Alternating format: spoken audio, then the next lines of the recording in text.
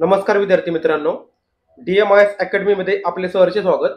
आज आपण economics and इकॉनॉमिक्सचा पुढचा चॅप्टर पाहणार आहोत, तो म्हणजे economic growth and economic development, अर्थातच आर्थिक वृद्धी आणि आर्थिक विकास. आपण यापूर्वीच्या काही चॅप्टरमध्ये इकॉनॉमिकचे बेसिक्स पाहिले होते, बरोबर. त्याच्यानंतर राष्ट्रीय उत्पन्न अर्थात नॅशनल इन्कम याबद्दल आपण चर्चा केली होती. तर या चॅप्टरमध्ये आपण आर्थिक वृद्धी आणि आर्थिक विकास याबद्दल सध्या चर्चा करूया.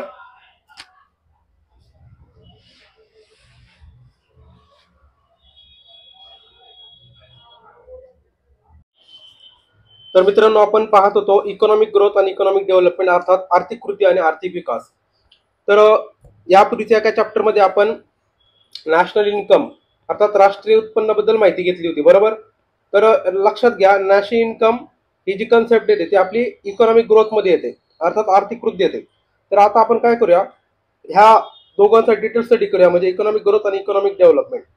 ठीक आहे, सुरुवात करूया पहिल्यांदा, ते म्हणजे इकॉनॉमिक ग्रोथ पासून अर्थात आर्थिक वृद्धी. ठीक आहे, तर आर्थिक वृद्धी लक्षात घ्या. आर्थिक वृद्धी म्हणजे काय, तर जे देशाचं राष्ट्रीय उत्पन्न असतं त्यामध्ये जी होणारी वाढ असते त्याला आपण काय म्हणतो, आर्थिक वृद्धी असं म्हणतो. म्हणजे काय, तर असं लक्षात घ्या, 2022 साली देशाचा जीडीपी सपोज $1 ट्रिलियन होता. आता एक्झाम्पल घेतोय बरं मी, $1 ट्रिलियन होता, आणि तो 2023 साली झाला सपोज $1.5 ट्रिलियन. ठीक आहे, तर आपल्याला माहिती की ह्या दोघांमधला डिफरन्स हे काय झाली, म्हणजे 1.5 वजा 1 हे काय झाली, $0.5 ट्रिलियन एवढं त्यांची इकॉनॉमिक ग्रोथ झाली, बरोबर. हा झाला इकॉनॉमिक ग्रोथ. आता इकॉनॉमिक ग्रोथचा रेट पण आपण काढू शकतो, म्हणजे ग्रोथ रेट म्हणतो ना आपण, ग्रोथ रेट म्हणजे वृद्धी दर, तो पण आपण याच्यावर कॅल्क्युलेट करू शकतो. तर कसं आपल्याला माहितीये, जी काय वाढ झाली त्याला आपण जो बेस होता त्यांच्याशी कम्पेअर करतो. म्हणजे आता याच्यामध्ये वाढ किती झाली, तर 50% वाढ झाली, असं प्रकारे सांगू शकतो. एका वर्षामध्ये यांचा जीडीपी किती वाढला, 50% वाढला. तर इकॉनॉमिक ग्रोथ मध्ये आपण काय करतो, जे काय राष्ट्रीय उत्पन्न आहे त्याच्यामध्ये होणारी वाढ आपण मोजत असतो, बरोबर. त्याच्यानंतर याच्यामधलं दुसरं फीचर, पहिलेच फीचर तुम्हाला सांगितलं कुठली, तर एका वर्षात होणार, याच्यामध्ये लिहून ठेवतो मी, एका वर्षात किंवा ओव्हरऑल राष्ट्रीय उत्पन्नात होणारी वाढ. शक्यतो आपण एका वर्षाचा कालावधी कन्सिडर करतो, बरोबर. ही झाली एक महत्वाची पहिली फॅक्ट. दुसरी गोष्ट काय, आता लक्षात घ्या, इकॉनॉमिक ग्रोथचे आपण वेगवेगळे फीचर्स पाहत आहोत. तर इकॉनॉमिक ग्रोथ आपण काय करतो, एका विशिष्ट काळात मोजतो. आता तुम्हाला सांगितलं मी काय केलं, एक इयरली आपण मेजरमेंट केलेलं आहे. आपण काय करतो, विशिष्ट काळात मोजले. मी शक्यतो आपण माहिती की आपण वर्षानुवर्ष मोजतो, म्हणजे एक वर्ष कंप्लीट झालं, आपल्याला माहिती आपलं आर्थिक वर्ष कधी संपतं, तर 1 एप्रिल ते 31 मार्च असं आपलं आर्थिक वर्ष आहे. तर आपण एका विशिष्ट काळात मोजत असतो, आणि आपण एक पूर्ण आर्थिक वर्ष पण काय केले, 4 क्वार्टर मध्ये डिवाइड केले, बरोबर. 4 क्वार्टर मध्ये म्हणजे 3-3 महिन्याचा एक क्वार्टर असं मिळून 4 क्वार्टर होतात, बरोबर. तर विशिष्ट काळात मोजलेली आपली असते आर्थिक वृद्धी किंवा आर्थिक वाढ. त्याच्यानंतर पुढची गोष्ट म्हणजे काय, तर लक्षात घ्या, आर्थिक वृद्धी होणं म्हणजे आर्थिक विकास नाही. लक्षात घ्या, आर्थिक विकास ही वेगळी कन्सेप्ट आहे, आपण त्याच्यानंतर पाहणार आहे. म्हणजे पहिले आपण काय पाहतोय, आपण आर्थिक वृद्धी अर्थात इकॉनॉमिक ग्रोथ कन्सेप्ट पाहत आहोत. पण आर्थिक वृद्धी होण्यासाठी तुमचा आर्थिक विकास व्हायलाच पाहिजे असं नाही. आता आर्थिक विकास काय तुम्हाला पुढे डिटेलमध्ये सांगणार, ते झाल्यानंतर ते येणार ते. तर पुढचं एक याचा महत्वाचा एक गुणधर्म म्हणजे लक्षात घ्या, आर्थिक वाढ किंवा आर्थिक वृद्धी एक प्रकारची थोडीशी मर्यादित किंवा संकुचित पद्धतीची कन्सेप्ट आहे. मर्यादित आहे किंवा संकुचित आहे. आता संकुचित काय म्हणतो आपण, तर आपण याच्यामध्ये काय करतो, लक्षात घ्या, आपण फक्त आकडेवारी मोजतो. म्हणजे काय, नॅशनल इन्कम काय, त्याच्यामध्ये पण जीडीपी, जीएनपी, एनएनपी, राईट, असे भरपूर काय, जीवी असेल, असे भरपूर सारे आपण काय करतो, आकडेवारी मोजतो. याच्यामध्ये आपण काय करतो, फक्त क्वांटिटीचा विचार करतोय, बरोबर. म्हणजे याच्यामधलं आपला पुढचं फीचर आपण सांगू शकतो, आपण याच्यामध्ये फक्त आपण क्वांटिटी मोजत आहोत, क्वांटिटी, राईट. म्हणजे आपण याच्यामध्ये काय मोजतो, संख्यात्मक जी काय वाढ झाली ती आपण ती मोजत असतो. आपण याच्यामध्ये क्वालिटीचा विचार करतोय का, तर नाही करत, लक्षात घ्या, राईट. म्हणजे तुम्हाला माहिती असेल, भारताचा भले जीडीपी सध्या 3.5 किंवा $4 ट्रिलियन असेल, पण भारतातली गरिबी कमी म्हणजे झिरो झाली का नाही, तर म्हणजे क्वालिटी पण इम्पॉर्टंट आहे, बरोबर. भारतामध्ये सगळ्यांनाच रोजगार आहे का, तर नाही, तर म्हणजे क्वालिटी ही सुद्धा इम्पॉर्टंट आहे.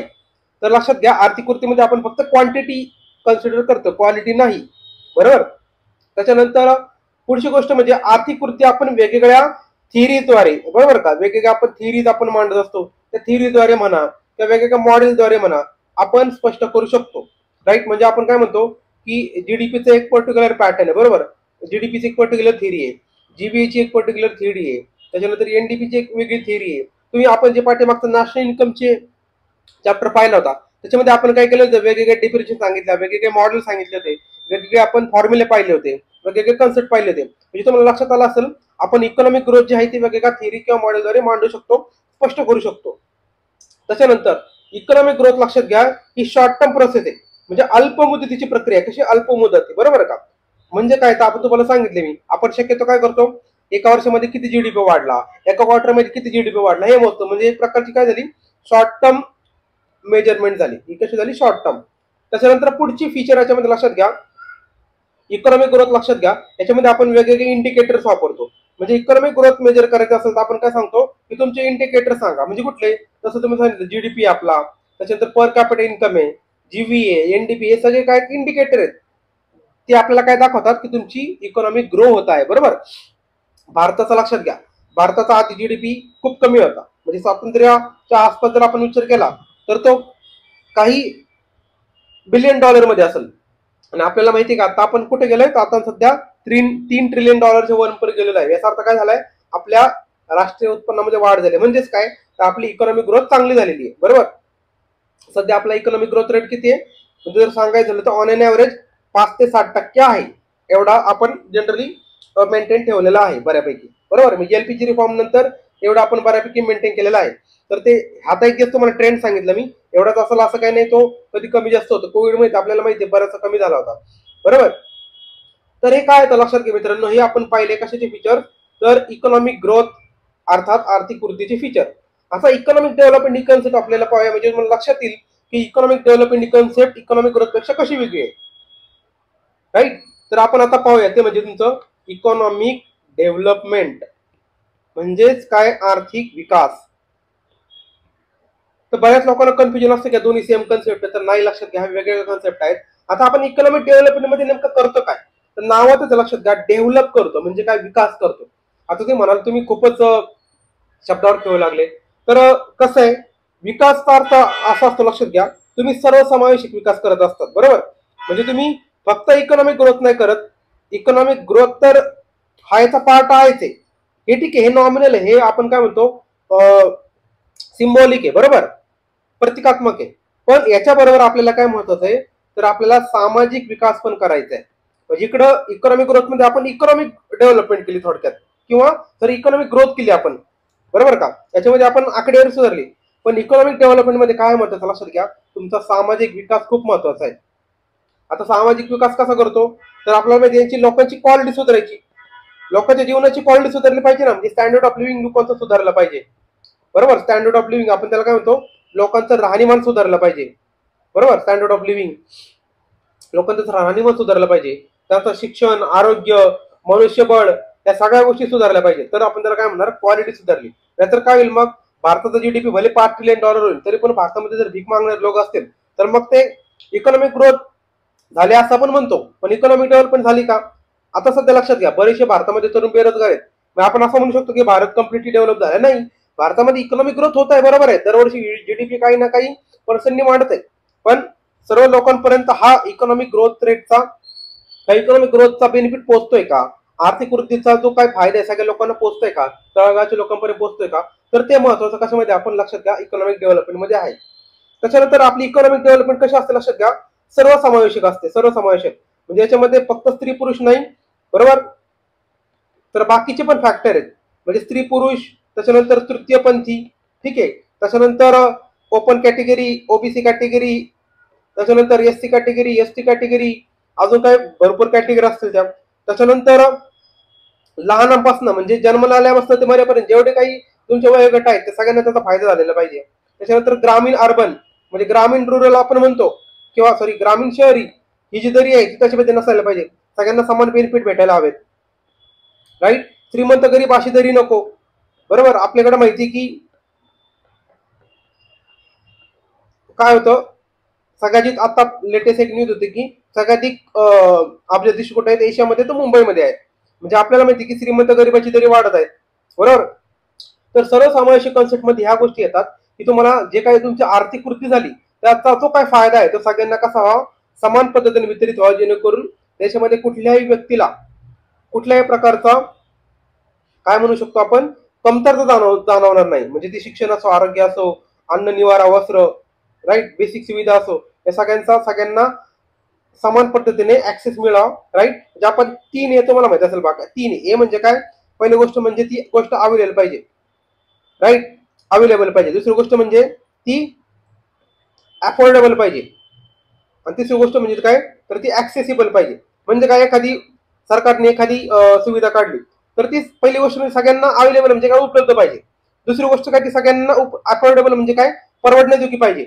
आणि तिसरी गोष्ट म्हणजे काय? सगळं हे मान्य करतो आता, अवेलेबल पण आहे, अफोर्डेबल पण आहे, पण ते ऍक्सेसिबल पाहिजे. म्हणजे बघा आता काही दुर्गम भागात राहणारे लोक असतात, त्यांना ऍक्सेसिबल असतं का? तर नाही, त्यांना खूप सारखं अंतर पार करून या गोष्टी घ्यायला जाव्या लागतात, बेसिक गोष्टी घ्यायला जाव्या लागतात. म्हणजे तुमच्या सर्वसमावेशक विकासमध्ये या 3A खूप महत्वाचं आहे. अवेलेबिलिटी, अफोर्डेबिलिटी आणि ऍक्सेसिबिलिटी. बरोबर. त्याच्यानंतर पुढचा याचा फीचर लक्षात घ्या आर्थिक विकासाचं, ते म्हणजे जे काय आपला आर्थिक विकास आहे, आपण असा पर्टिक्युलर एखाद्या थिअरीने म्हणा किंवा एखाद्या पर्टिक्युलर मॉडेलने फॉर्म्युलेने मोजू शकत नाही. आणि जरी मोजलं तर त्याला काही मर्यादा असतात, लक्षात ठेवा. म्हणजे भले याच्यासाठी आपण काय केलेत, वेगवेगळे इंडिकेटर काढलेत, वेगवेगळे इंडायसेस काढलेत, पण ते कसं ना त्याला काही मर्यादा आहेत. बरोबर. त्याच्यानंतर पुढचं म्हणजे ही प्रकारची थोडी लॉंग टर्म प्रोसेस आहे, लक्षात घ्या. विकास हा लॉंग टर्म प्रक्रिया असते. म्हणजे लक्षात घ्या, आता सपोज असं लक्षात घ्या की भारतामध्ये मॅटरनल मॉर्टॅलिटी रेट म्हणजे माता मृत्यू दर जो आहे तो सध्या जवळपास 100 आहे. बरोबर. तो 100 आहे. तो आता मला सांगा, 100 उद्या गव्हर्नमेंटने भरपूर साऱ्या स्कीम आणल्या, तो लगेच तो 0 होणार आहे का? तर नाही. बरोबर. आपला रेट आपल्याला माहिती आहे स्वातंत्र्याच्या आसपास भरपूर होता. बरोबर. म्हणजे तो शेकोटीच्या मध्ये होता भरपूर. त्याच्यानंतर आपण काय केलं, वेगवेगळ्या स्कीम आणल्या, वेगवेगळ्या फॅसिलिटी आणल्या, आणि तो आपण कमी करत करत आतापर्यंत जवळपास 100च्या आसपास आहे. एक्झॅक्ट मला आकडा आपण याच्या लोकसंख्या वगैरेच्या मध्ये पाहूयात, पण आपण ऑन एन ऍव्हरेज 100 पकडूया. म्हणजे तो 0 झालाय का? नाही. ते लॉंग टर्म चाललेली प्रक्रिया बघा. म्हणजे आपण स्वातंत्र्य होऊन आपल्याला किती 75 वर्ष झाले, तरी पण आपण आता सध्याला 0 करू शकलो नाही. म्हणजे कशी लॉंग टर्म चाललेली प्रक्रिया आहे. आल्या लक्षात? तसं इकॉनॉमिक ग्रोथ नाही बघा. इकॉनॉमिक ग्रोथ आपण पाठीमागे पाहिलं, आपण काय केलं, टार्गेट ठेवलं की आपल्याला जीडीपी स्टार्टिंगला आपला काय बिलियन मध्ये होता, आपण तो आता डायरेक्ट ट्रिलियन मध्ये गेले. बरोबर. म्हणजे तुम्ही जीडीपी काय करू शकता, पटकन वाढू शकता. एक प्रकारची शॉर्ट टर्म प्रक्रिया आहे. पण इकॉनॉमिक डेव्हलपमेंटला खूप सारा वेळ लागतो, कारण ही कशी इंटरलिंक प्रोसेस आहे. म्हणजे कसं एकमेकांमध्ये अशी खूप कॉम्प्लेक्स प्रोसेस आहे, त्यामुळे याला वेळ लागतो. पुढचा लक्षात घ्या, इकॉनॉमिक डेव्हलपमेंट कोणासाठी जास्त महत्वाचं, ते म्हणजे तुमची विकसनशील अर्थव्यवस्था. कुठली? विकसनशील. आणि बरोबर, कारण भारत कसा आपल्याला माहिती आहे कसा डेव्हलपिंग कंट्री आहे. डेव्हलपिंग कंट्री असल्यामुळे आपल्यासाठी फक्त इकॉनॉमिक ग्रोथ मॅटर नाही करत, आपल्यासाठी मॅटर काय करतं, इकॉनॉमिक डेव्हलपमेंट. म्हणजे भले आपल्याला सरकार म्हणत असेल की भारत काही दिवसामध्ये काय होणार आहे की $5 ट्रिलियन इकॉनॉमी होणार आहे, ते सगळं मान्य. त्या बाबतीत आपल्याला भारताला गर्वच पाहिजे, मग आपल्याला गर्वच पाहिजे. पण प्रॉब्लेम कसा आहे, खालच्या तळागाळाच्या लोकांना बेनिफिट भेटतोय का? श्रीमंत गरिबी जरी कमी होती का? बेरोजगारी कमी होती का? तुम्ही आता पाहत असाल का, म्हणजे शिपायाच्या पदासाठी पीएचडीचे अर्ज आले होते. बरोबर. पीएचडी झालेले लोकांचे अर्ज आले. आणि तुम्हाला माहिती की साधी 1-2 पोस्ट असेल तरी त्याला हजारो अर्ज येतात, लाखो अर्ज येतात. हे काय सांगतंय की तुमचा देश अजूनही मागासलेला आहे, म्हणजे अविकसित आहे म्हणून की अविकसनशील आहे. बरोबर. तर ही प्रक्रिया ही खूप महत्वाची, कशासाठी? इकॉनॉमिक डेव्हलपमेंटसाठी, जेणेकरून कसं होईल तुमचा देश बऱ्यापैकी डेव्हलप होऊ शकतो. राईट. पुढचं आहे तुमचं, त्याच्यामध्ये इंडिकेटर्स कुठले लक्षात घ्या, वेगवेगळे इंडिकेटर्स आपण लक्षात घेतो. इकॉनॉमिक डेव्हलपमेंट तुम्हाला जर दाखवायचे असेल, तुमचा ग्रोथ, तुमची जी कंट्री आहे, तुमचा जो देश आहे, हा आर्थिक विकास घडून आणत आहे, तुम्हाला कसं सांगणार तुम्ही? तर तुम्ही जगाला काय सांगणार की आमचा मॅटरनल मॉर्टॅलिटी रेट कमी झालाय, आमचा इन्फर मॉर्टॅलिटी रेट कमी झालाय, आमचा चाइल्ड मॉर्टॅलिटी रेट कमी झालाय. बरोबर. हे जे वेगवेगळे रेट आहेत लक्षात घ्या की आमचा लिटरसी म्हणजे काय, साक्षरता दर आमचा वाढलेला आहे. म्हणजे हे वरचे रेट कमी झालेत, लिटरसी रेट वाढलाय. हे जे तुमचे इंडिकेटर आहेत, आपल्याला थोडक्यात काय म्हणतो, वेगवेगळे निर्देशांक काही इंडिकेटर असं म्हणत असतो. तर पुढे आपल्याला वेगवेगळे इंडायसेस येणार आहेत, जसं की human development index, HDI, GDI, GI, तुम्ही ऐकलं असतील. बरोबर. आपण याच्यामध्ये स्टडी करणार आहोतच पुढे. तर सध्या एवढं लक्षात घ्या. आलं तुम्हाला डिफरन्स लक्षात?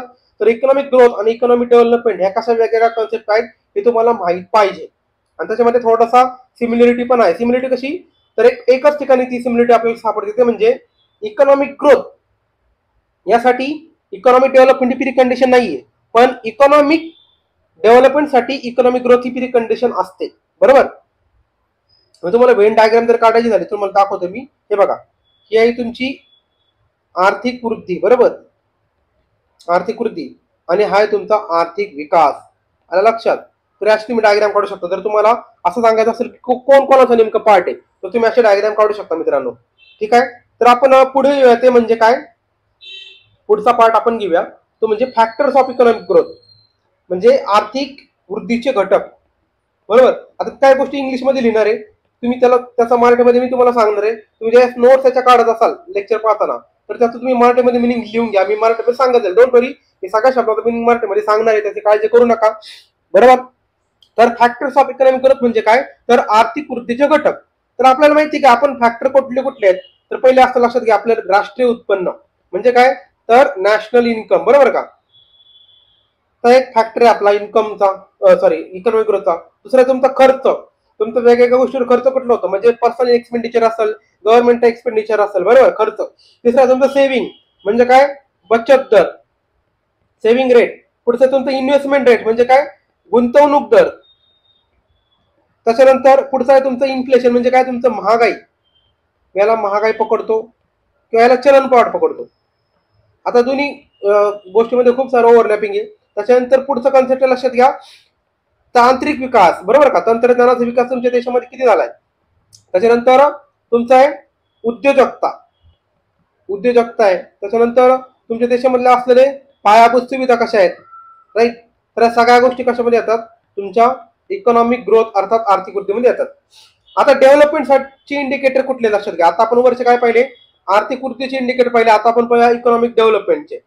तर इकॉनॉमिक डेव्हलपमेंटचे आपल्याला माहिती की दोन पार्ट आहेत. काय इकॉनॉमिक, कारण का तुम्हाला सांगितलं होतं मी की इकॉनॉमिक डेव्हलपमेंट मध्ये इकॉनॉमिक ग्रोथ इन्क्लूड आहेच. तुम्हाला वेट डायग्राम काढली तर बघा, हे आहे तुमचं बाहेरचं डेव्हलपमेंट आणि आतमध्ये आहे तुमचा इकॉनॉमिक ग्रोथ. बरोबर.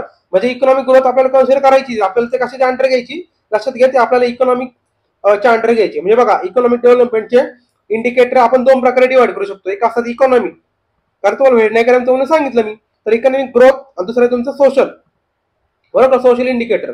इकॉनॉमिक ग्रोथ मध्ये तुम्ही जे आता जे वर पाहिले ते सगळे त्याच्यामध्ये घ्यायचे. म्हणजे कसं, तुमचं नॅशनल इन्कम असेल म्हणजे राष्ट्रीय उत्पादन आणि उत्पन्न, राईट, म्हणजे नॅशनल प्रोडक्शन आणि नॅशनल इन्कम म्हणजे उत्पन्न. बरोबर का. तर हे तुम्ही गोष्टी कन्सिडर करता.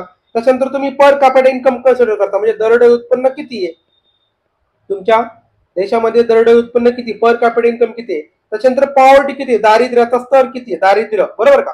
त्याच्यानंतर उत्पन्न संपत्ती यांची विषमता आहे का, म्हणजे इनइक्वालिटी, उत्पन्न आणि संपत्ती यांची विषमता. तर या सगळ्या गोष्टी आपण काय करतो, इकॉनॉमिक अँगलनी विचार करतो. कशामध्ये, इकॉनॉमिक डेव्हलपमेंट मध्ये.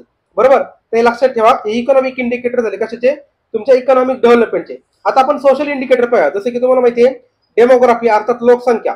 आता लोकसंख्यामध्ये भरपूर आहेत आपल्याला माहिती आहे, मॅटर्नल मॉर्टॅलिटी रेट, बरोबर का, किंवा इन्फंट मॉर्टॅलिटी रेट. त्याच्यानंतर पॉप्युलेशनची डेन्सिटी.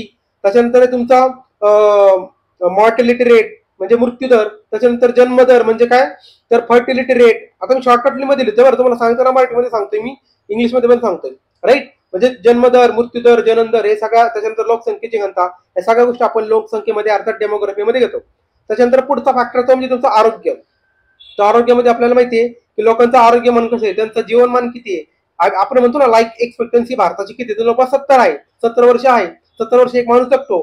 पोषणाचा दर्जा कसा आहे, त्याच्यानंतर सार्वजनिक आरोग्य व्यवस्था कशी आहे, ढासळलेली का चांगली आहे, तरी आपण आरोग्यामध्ये कन्सिडर करतो. त्याच्यानंतर पुढचा इंडिकेटर आहे ते म्हणजे शिक्षण. शिक्षणामध्ये आपल्याला माहिती आहे प्राथमिक शिक्षण, माध्यमिक शिक्षण, उच्च शिक्षण. त्याच्यामध्ये साक्षरता लोकांची किती आहे, जे लिटरसी रेट किती आहे. त्याच्यानंतर ड्रॉप आउट रेशो म्हणजे काय, तर गळती किती आहे. त्याच्यानंतर पटसंख्या म्हणजे एनरोलमेंट रेशो किती आहे, राईट. तर या सगळ्या गोष्टी आपण याच्यामध्ये कन्सिडर करतो. आता मी तुम्हाला काही गोष्टी तोंडी सांगते, तुम्ही लेक्चर चालू असताना ते लिहून घ्या. हे तुम्हाला माहिती आहे आलेली, त्यामुळे याच्यामध्ये मी जास्त वेळ नाही घालवत. त्याच्यानंतर स्वच्छता, लोकांना स्वच्छतेचा ऍक्सेस आहे का, त्याच्यामध्ये घरामध्ये टॉयलेट आहे का, ते म्हणजे सेपरेट आहे का, त्याच्यामध्ये पाण्याचा ऍक्सेस आहे का, राईट. तुम्हाला माहिती असेल स्वच्छ भारत अभियान कशासाठी काढलं होतं ते पुढे डिटेलमध्ये येईलच कधी ना कधी. त्याच्यानंतर लिंगविषयक वेगवेगळ्या गोष्टी म्हणजे काय, तर लिंग समानता आहे का, महिलांना स्त्रियांना समान दर्जा आहे का, त्यांना समान वेतन आहे का, राईट. त्यांच्या कामामध्ये काय वेगवेगळा भेदभाव होतो का, राईट. म्हणजे आपल्याला माहिती की घरगुती गृहिणी काम करत असते पण तिला पगार भेटतो का, तर नाही भेटत, ते फुकट काम करत असते. बरोबर. तर अशा भरपूर लिंगविषयक गोष्टी, जेंडर इक्वालिटी का इनइक्वालिटी आपण त्याच्यामध्ये कन्सिडर करत असतो. तर हे झाले तुमचे कशाचे इंडिकेटर लक्षात घ्या, इकॉनॉमिक डेव्हलपमेंटचे इंडिकेटर. त्याच्यामध्ये पण सोशल इंडिकेटर झाले. तर अशा प्रकारे आपण इकॉनॉमिक ग्रोथचे इंडिकेटर पाहिले, लक्षात घ्या, फॅक्टर्स ऑफ इकॉनॉमिक ग्रोथ, आणि आपण इकॉनॉमिक डेव्हलपमेंटचे दोन वेगवेगळे फॅक्टर पाहिले, त्यामध्ये एक इकॉनॉमिक, दुसरा आहे तुमचा सोशल. तर अशा प्रकारे आपला इकॉनॉमिक ग्रोथ आणि इकॉनॉमिक डेव्हलपमेंटचे बेसिक कन्सेप्ट क्लिअर झाल्या. तर आता आपण याच्यानंतर काय पाहूया, एक्झामच्या अँगलने महत्वाचा टॉपिक तो म्हणजे तुमचा वेगवेगळे निर्देशांक. तर निर्देशांक आपल्याला खूप महत्वाचे आहेत, तुम्हाला मी आता एक एक सांगतो. तर आपण काय पाहूया पहिल्यांदा, आता याच्यामध्ये महत्वाचे इम्पॉर्टंट IMP होतो मी त्याला, इंडायसेस, राईट, वेगवेगळे निर्देशांक, तुम्ही त्याला निर्देशांक म्हणा, तुम्ही काय म्हणता, ठीक आहे, आपण याला निर्देशांक म्हणू सध्या तरी, इंडिकेटर्स किंवा इंडायसेस. आता याच्यामध्ये लक्षात घ्या, वेगवेगळे इंडायसेस म्हणजे काय, इंडेक्स, तुम्ही वेगवेगळे इंडेक्स पब्लिश झालेले पाहिले असतील. कुठले, तर ह्युमन डेव्हलपमेंट इंडेक्स, त्याच्यानंतर जेंडर डेव्हलपमेंट इंडेक्स, त्याच्यानंतर gender inequality index, multi poverty index, right. तर असे वेगवेगळे आपल्याला माहिती आहे, आपण इंडेक्स स्टडी करत असतो. तर सगळ्यात महत्वाचं आपल्याला कुठल्या लक्षात घ्या, तुमचा ह्युमन डेव्हलपमेंट इंडेक्स, बरोबर का, बरोबर, मानव विकास निर्देशांक त्याला असं आपण मराठीमध्ये म्हणतो. एक सेकंद, याच्यामध्ये मी कलर चेंज करतो, आपल्याला मराठीमध्ये काय म्हणतो, मानव विकास निर्देशांक. शक्यतो त्याला इंग्लिशमध्ये लक्षात आहे, लक्षात ठेवायला इझी आहे, मानव विकास निर्देशांक. आता आपल्याला माहिती की हा HDI सुरुवात कधी झाली, तर तुम्हाला माहिती HDI ची सुरुवात कधी झाली, तर झाली ती 1990 मध्ये. आणि यासाठी कॉन्ट्रीब्युशन कोणाचं होतं, तर मेहबूब उल हक हे पाकिस्तानचे जे अर्थतज्ञ आहेत ते, आणि भारताचे अमर्त्य सेन यांनी याच्यामध्ये खूप सारं कॉन्ट्रीब्युशन दिलं. याच्यावर प्रश्न विचारून झाले, लक्षात घ्या, मेहबूब उल हक, राईट, आणि अमर्त्य सेन. हा, जर हे दोन्ही ऑप्शन असतील तर तुम्ही हे दोन्ही घ्यायचे, आणि जर तुम्हाला याच्यापैकी सगळ्यात बेस्ट आन्सर विचारलं तर मेहबूब उल हक घ्यायचे, पाकिस्तानचे, लक्षात ठेवा, ठीक आहे. तर यांचं बऱ्यापैकी कॉन्ट्रीब्युशन होतं हा डेव्हलपमेंट करण्यासाठी. आता लक्षात घ्या, HDI मध्ये आपण नेमकं मोजतो काय, तर आपण याच्यामध्ये लक्षात घ्या 3 गोष्टी मोजतो. तर ते पहिलं असतं ते म्हणजे तुमचं एज्युकेशन, म्हणजे काय, तुमचं शिक्षण. आता मी काही गोष्टी जमलं तर मराठीत लिहितो, काही गोष्टी शक्यतो इंग्लिशमध्ये लिहितो, ठीक आहे. आता मी एज्युकेशन लिहितो, म्हणजे शिक्षण, तुम्हाला माहिती आहे एज्युकेशन. तर एज्युकेशन मध्ये आपण दोन महत्वाच्या गोष्टी स्टडी करतो, लक्षात घ्या. एक असतं तुमचं mean years of schooling. Mean years of schooling म्हणजे काय, तुमचं शाळेचं सरासरी वर्ष, तुम्ही शाळेत सरासरी किती वर्ष गेले, त्याला आपण काय म्हणतो, मीन इयर्स ऑफ स्कूलिंग. तुम्ही शाळेमध्ये सरासरी किती वर्ष गेला, तर हे आपण मोजतो. आणि आपण कधी मोजतो, वयाच्या 25व्या वर्षानंतर मोजतो. तर तोपर्यंत लोकांचं शिक्षण चालू असतं ना बऱ्यापैकी, बरोबर. तर आपण काय करतो, 25व्या वर्षानंतर हे मोजत असतो, कुठलं, तर इयर्स ऑफ स्कूलिंग. दुसरं असतं, लक्षात घ्या, एज्युकेशन मध्ये दुसरा फॅक्टर तुमचा expected years of schooling. Expected म्हणजे काय, तुम्ही शालेय जीवनाची अपेक्षित वर्ष, म्हणजे थोडक्यात काय, तुम्ही एक्सपेक्टेड इयर्स ऑफ स्कूलिंग. याच्यामध्ये काय करतो, तुम्ही शाळेमध्ये किती वर्ष जाण्याचे चान्सेस आहेत, बरोबर, तुम्ही अजून गेले का नाही, तुम्ही शाळेमध्ये आता जन्म झाला तुमचा, शाळेमध्ये किती वर्ष जाऊ शकतात. तर याच्यामध्ये आपण जनरली मोजतो. शक्यतो किती पाहिजे, आयडियली तुम्ही 18 वर्ष तरी शाळेमध्ये गेले पाहिजे. 18 कसं, तर आपल्याला माहिती आहे 10वी आणि वर्ष 2 12वी, बरोबर, तर असं टोटल 18 वर्ष होतं बघा, बरोबर. तर असं एक्सपेक्ट आहे तुम्ही ऍटलीस्ट 12वी पर्यंत तरी शाळेमध्ये जावं. तर हे दोन फॅक्टर महत्वाचे, कुठले, एज्युकेशन मध्ये मीन इयर्स ऑफ स्कूलिंग आणि एक्सपेक्टेड इयर्स ऑफ स्कूलिंग. दुसरा महत्वाचा फॅक्टर याच्यामध्ये एज्युकेशन म्हणजे शिक्षणानंतर, तो लक्षात घ्या, हेल्थ. हेल्थ म्हणजे काय, तर आरोग्य. तर आरोग्यामध्ये दोन सब फॅक्टर आहेत, लक्षात घ्या. पहिला असतो तुमचा लाईफ एक्सपेक्टन्सी. लाईफ एक्सपेक्टन्सी म्हणजे काय, तर तुम्ही किती वर्ष जगण्याचे चान्सेस आहेत, बरोबर. आणि दुसरं असतं तुमचं लॉंग अँड हेल्दी लाईफ, म्हणजे नुसती लॉंग नको, तर हेल्दी पण लाईफ पाहिजे, बरोबर. म्हणजे तुमचं जीवन कसं पाहिजे, लॉंग तर ठीक आहे, पण हेल्दी पण पाहिजे. तर हेल्थ मध्ये दोन फॅक्टर आहेत. लाईफ एक्सपेक्टन्सी भारताची किती सध्या, माझ्यामध्ये 69.7 आहे समथिंग, तुम्ही अराउंड 70 पकडा, जर तुम्हाला एवढे डिटेल माहित नसेल तर अराउंड 70 पकडा. आणि लॉंग अँड हेल्दी लाईफ, ठीक आहे. तर हे दोन फॅक्टर महत्वाचे हेल्थ मध्ये. तिसरं असं तुमचं standard of living. Standard of living म्हणजे काय मित्रांनो, तर तुमचा राहणीमानाचा दर्जा, लोकांचा राहणीमानाचा दर्जा जो आहे तो आपण याच्यामध्ये स्टडी करतो. तर आपण तो कसा काढायचा, तर आपण तो काढतो, लक्षात घ्या, per capita gross national income. आता आयोग गंडवतो कशामध्ये, लक्षात घ्या, तुम्हाला देताना काय देतं, त्याला तुम्हाला देतं पर कॅपिटा जीडीपी. तर जीडीपी नाही, लक्षात घ्या, हे खूप महत्वाचं आहे. Per capita gross national income आहे, असं लक्षात ठेवा. बरोबर.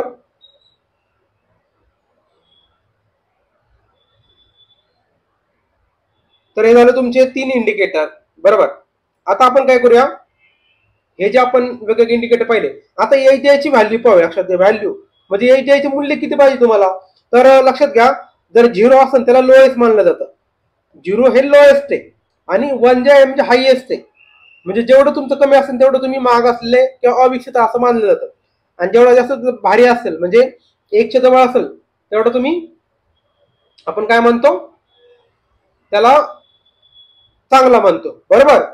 तर हे तुमचे AGI सगळ्यात लोएस्ट कुठला 0, सगळ्यात भारी कुठला 1, असं आपण या स्केलवर आपण मोजत असतो. तर पुढचा लक्षात घ्या. आता मला सांगा, जसं AGI जागतिक लेवलवर आपण काढलं तर ते कोण काढतं, ते काढतं UNDP. लक्षात घ्या, मी तुम्हाला वर सांगितलं होतं का नाही, हे बघा ते काढतं कोण जगामध्ये, UNDP, United Nation Development Programme. United नेशनची एक संस्था आहे, तर ही काढत असते. सुरुवात पहिल्यांदा कुठे केली, 1990 ला. बरोबर. आता याच्यामध्ये लक्षात घ्या पुढे, तर जसं जगामध्ये सुरुवात केली तसं भारताने पण सुरुवात केली होती. कारण भारताला पण वाटली की जागतिक लेवलवर असा काही प्रयत्न होतोय, तर भारतामध्ये पण आपण असा प्रयत्न केलेला पाहिजे. आणि मग भारताने काय केलं लक्षात घ्या, तर पहिल्यांदा चालू केलं तर भारतामध्ये, तर मला सांगतो मी, चालू केला 2001 ला. कधी, 2001 ला भारताने चालू केला. हा भारताचा पहिला होता. बरोबर. आणि त्याच्यामध्ये लक्षात घ्या, जर असं तुम्हाला विचारलं पाहिजे, एवढे डिटेल शक्यतो तुम्हाला विचारणार नाही, पण तुम्हाला जर विचारलं तर लक्षात घ्या 2001 ला पहिला होता. आणि सगळ्यात शेवटचा भारतामध्ये कधी होता, तर तो होता 2011 साली. म्हणजे शेवटचा पब्लिश झाला 2011 साली, पहिला होता 2001 साली. बरोबर. आता तुम्हाला असा आकडेवारी विचारली की याच्यामध्ये सगळ्यात हायएस्ट क्रमांक कोणाचा होता, सगळ्यात लोएस्ट क्रमांक कोणाचा होता, तर लक्षात घ्या, याच्यामध्ये 1 नंबर होता तो तुमचा दिल्ली. दिल्लीचा नंबर 1 नंबर होता. म्हणजे दिल्ली सगळ्यात AGI मध्ये स्ट्रॉंग राज्य केंद्र असं म्हणू शकतो. आणि सगळ्यात लोएस्ट कोण होतं लक्षात घ्या, तर ते होतं झारखंड. राईट. टॉप कोणी केलं, दिल्लीनी. आणि आपण याला असं करू, आणि शेवटचा नंबर कोणी पटकावला, तर झारखंडने पटकावला. हे झालं पहिल्या 2001 च्या बाबतीत. त्याच्यानंतर याला लक्षात कसं ठेवायचं, लक्षात घ्या, डीजे लक्षात घ्या, डीजे डीजे बरोबर का, 2001 साली डीजे आला. लक्षात घ्या, दिल्ली आणि झारखंड. आता 2001 ला जे झालं लक्षात घ्या, त्याच्यामध्ये काय झालं, तर केरळने हे टॉप केलं. कोण, केरळ. बरोबर. आणि सगळ्यात खाली कोण होतं, तर त्याच्यामध्ये होतं छत्तीसगड. त्याच्यामध्ये कोण होतं, छत्तीसगड. बरोबर. तर कसं लक्षात ठेवणार आहे, केसी लक्षात ठेवा, केसी. केसी म्हणजे मी कसं लक्षात ठेवलंय, के म्हणजे, केसी म्हणजे कल्पना चावला. ठीक आहे. कल्पना चावलाला तिचे सहकारी आहेत ना, त्याला शॉर्ट फॉर्म मध्ये केसी म्हणायचे. आता मी तिचं ते एक बुक होतं, तुम्हाला माहिती असेल, स्वप्नाकुठे सत्याकडे नावाचं. खूप भारी बुक आहे त्यांच्या जीवनावरचं. माधुरी शानबाग या लेखिका आहेत, त्यांनी लिहिलं होतं. आता कंटेक्स आला म्हणून सांगतो, तुम्ही वाचलं तर बरं राहील. ऍज अ अवांतर वाचन म्हणून, बरं, इकॉनॉमिक्सचा त्याचा काही संबंध नाही, अवांतर वाचन म्हणून तुम्ही वाचू शकता. तर मला काय म्हणायचं होतं, हा, तर मी त्याच्यावर लक्षात ठेवलंय की केसी म्हणजे कल्पना चावला, असं तुम्ही लक्षात ठेवू शकता. केरळ आणि छत्तीसगड. बरोबर. 1 नंबर केरळ सगळ्यात, आणि सगळ्यात बॉटम लागून छत्तीसगड. ठीक आहे. तर जसं भारताने काढलं लक्षात घ्या, त्याचप्रमाणे महाराष्ट्राने पण स्वतःचा काय केला, AGI चालू केला होता. कधी, तर 2002 साली. लक्षात ठेवा बघा किती इझी. भारताने कधी चालू केला, 2001 साली. महाराष्ट्राने चालू कधी करणार, तर भारताचा अनुकरण महाराष्ट्र करणार ना. बरोबर का. देश पातळीवर गेलं तर 2002 साली. बघा, म्हणजे 1 वर्ष पुढे घ्यायचं. आता इकडे बघा, भारताने सगळ्यात शेवटी कधी पब्लिश केला, 2011 साली. महाराष्ट्राने पण 2012 साली पब्लिश केला. म्हणजे बघा किती सोपं आहे. 2001, त्याच्यामध्ये दोघांमध्ये 10चा डिफरन्स पकडायचा, 2011 झाला. इकडे बघा 1 वर्ष एक्स्ट्रा पकडायचं, 2002. इकडे 10चा डिफरन्स पकडायचा, इकडे शेवटचा कधी, 2012. लक्षात ठेवायची किती सिंपल ट्रिक आहे का नाही, पाठ करायची गरज नाही. बरोबर. पहिला आणि शेवटचा. आता याच्यामध्ये टॉप कोणी केलं आणि सगळ्यात बॉटमला कोण होतं, त्या दोघांमध्ये एकच होतं. लक्षात घ्या, म्हणजे मुंबईने दोन्ही वेळेस टॉप केलं. बरोबर. आणि बॉटमला कोण होतं, ते होतं नंदुरबार. ठीक आहे. तर दोन्ही वेळेस अशी सिच्युएशन होती. बरोबर. मुंबईने टॉप केलं, नंदुरबार सगळ्यात तळालं होतं. तर लक्षात ठेवायला पण तुम्हाला सोपी ट्रिक सांगितली. ठीक आहे. त्याच्यानंतर याचं नाव हे काय होतं लक्षात घ्या, म्हणजे याची थीम काय होती महाराष्ट्राच्या ह्युमन डेव्हलपमेंट इंडेक्सची, तर ती होती लक्षात घ्या, towards inclusive human development. Towards inclusive human development. एवढं आता थीम वगैरे तुम्हाला डिटेलमध्ये विचारणार नाही, तर सांगून ठेवले मी. ठीक आहे. आता नीती आयोगाने काय चालू केलं लक्षात घ्या, नीती आयोगाने AGI वगैरे पब्लिश करत नाही, तर नीती आयोग आता MPI म्हणजे मल्टी पॉवर्टी इंडेक्स चालू केलेला आहे. ते पुढे मी ज्या तुम्हाला MPI ची कॉन्सेप्ट सांगेल त्याच्यावर तुम्हाला डिटेलमध्ये सांगेलच. त्यासाठी तुम्ही एवढं लक्षात ठेवा. ठीक आहे. तर पुढचं HDI झालं. आता आपण पुढचा इंडिकेटर पाहूया, तो म्हणजे तुमचा IHDI. म्हणजे काय, तर inequality adjusted human development index. बरोबर, असमानता च्या रिलेटेड आहे. बरोबर का. इनइक्वालिटी म्हणजे काय, असमानता. असमानता, एक सेकंद, असमानता समायोजित मानव विकास निर्देशांक असं त्याला काहीतरी मराठीमध्ये म्हणतात. बरोबर, शक्यतो इंग्लिश मध्ये लक्षात ठेवा खूप इझी आहे आणि ते डिकोड करायला पण इझी होऊन जातात. आय लावायचं फक्त, HDI मध्ये फक्त काय करायचं, आय लावायचा. बरोबर, तर इनइक्वालिटी आहे. आता त्याची सुरुवात कधी झाली लक्षात घ्या. याची सुरुवात झाली किती झाली, 2010 साली. आणि चालू कोण करणार, ऑब्विसली UNDP, कारण HDI काढण्यासाठी UNDPच लागते ना. मग ऑब्विसली IHDI कोण काढणार, तर UNDP. बघा लक्षात ठेवायची किती भारी ट्रिक आहे. आता HDI कधी आला आपल्याला माहिती आहे, तो आला 1990 ला. त्याच्यामध्ये फक्त काय करायचं, 20 ऍड करायचे. किती आले, 2010. बघा किती सिंपल आहे, पाठ करायची गरज आहे का नाही. फॅक्ट पण असा तुम्ही छोटे छोटे ट्रिक लक्षात ठेवू शकता. आता लक्षात घ्या, याचे इंडिकेटर वेगळे आहेत का नाही, ते इंडिकेटर सेम आहेत. लक्षात घ्या, म्हणजे एज्युकेशन म्हणजे शिक्षण, प्लस आरोग्य म्हणजे हेल्थ, आणि तुमचं स्टँडर्ड ऑफ लिव्हिंग. हे तिन्ही फॅक्टर वर पण होते खाली पण. कारण का, याच्यामध्ये फक्त आपण इनइक्वालिटी मोजत आहोत. बरोबर, आपण याच्यामध्ये वेगळं मोजतोय का नाही. तर हे 3 फॅक्टर वर पण आहेत, खाली पण आहेत, कॉमन आहेत. बरोबर, तर हे 3 वेगवेगळे फॅक्टर आहेत IHDI चे. आणि याच्यामध्ये आपण काय मोजतो, त्याच्या लोकांमध्ये असमानता किती आहे ते मोजत असतो. बरोबर, चला तर पुढचा इंडिकेटर आहे तो म्हणजे तुमचा GEM. म्हणजे काय, जेंडर एम्पॉवरमेंट मेजर. त्याला आपण फुल फॉर्म मध्ये काय म्हणतो, जेंडर एम्पॉवरमेंट मेजर.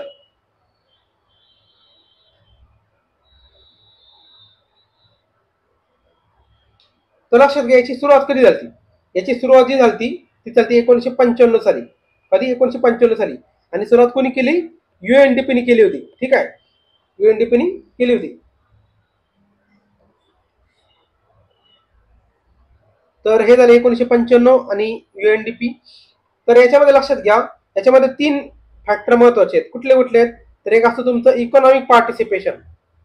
त्याला थोडासा कलर चेंज करतो, एक सेकंद. याच्यामध्ये काय, तुमचं इकॉनॉमिक पार्टिसिपेशन म्हणजे काय, आर्थिक सहभाग. तुम्ही मराठीमध्ये लिहून घ्या, आर्थिक सहभाग. बरोबर, इकॉनॉमिक पार्टिसिपेशन म्हणजे काय, तर आर्थिक सहभाग. दुसरं असतं तुमचं पॉलिटिकल पार्टिसिपेशन. म्हणजे काय, तर राजकीय सहभाग. आणि तिसरं असतं तुमचं power over economic resources. Power over economic resources म्हणजे काय, आर्थिक संसाधनावर तुमची असलेली मालकी किंवा हक्क. बरोबर, आर्थिक संसाधनावर असलेली तुमची मालकी, याला आपण पॉवर ओव्हर इकॉनॉमिक रिसोर्सेस असं म्हणतो. याचे 3 फॅक्टर महत्वाचे आहेत. कुठले सांगितले तुम्हाला मी, इकॉनॉमिक पार्टिसिपेशन म्हणजे आर्थिक सहभाग, राजकीय सहभाग आणि आर्थिक संसाधनावरची तुमची मालकी. तर 3 फॅक्टर जेंडर एम्पॉवरमेंट मेजर मध्ये आपण कन्सिडर करतो. आपण त्याला एम्पॉवर करतो ना, जेंडरला, महिलांना आपण एम्पॉवर करत आहोत. म्हणजे आपण त्याला काय करतो आहोत, वेगवेगळ्या ठिकाणी सहभाग देत आहोत, असं तुम्ही लक्षात ठेवू शकता. बरोबर, तर हे झाले तुमचे 3 वेगवेगळे फॅक्टर कशाचे, GEM चे, अर्थात जेंडर एम्पॉवरमेंट मेजर. त्याची व्हॅल्यू लक्षात घ्या. तुम्हाला सांगितले मी, याची लोएस्ट व्हॅल्यू किती असते, 0 असते. ही झाली लोएस्ट व्हॅल्यू. आणि सगळ्यात हायेस्ट किती असते, 1 असते. ही झाली तुमची हायेस्ट व्हॅल्यू. लोएस्ट किती, 0. सगळ्यात हायेस्ट किती, 1. म्हणजे जेवढं चांगला असेल, 1 च्या जवळ असेल तेवढं ते चांगलं असतं, असं तुम्ही समजू शकता. बरोबर, हे झालं GEM. आता पुढचा इंडिकेटर आपण पाहूया, तो म्हणजे तुमचा आहे, तो लक्षात घ्या, GDI. पुढचा काय तुमचा, GDI. GDI चा फुल फॉर्म काय, जेंडर डेव्हलपमेंट इंडेक्स. बरोबर, जेंडर डेव्हलपमेंट इंडेक्स, लिंग विकास निर्देशांक, असं तुम्ही काहीतरी लक्षात ठेवू शकता. बरोबर, तर याची सुरुवात कधी झाली, 1995 ला.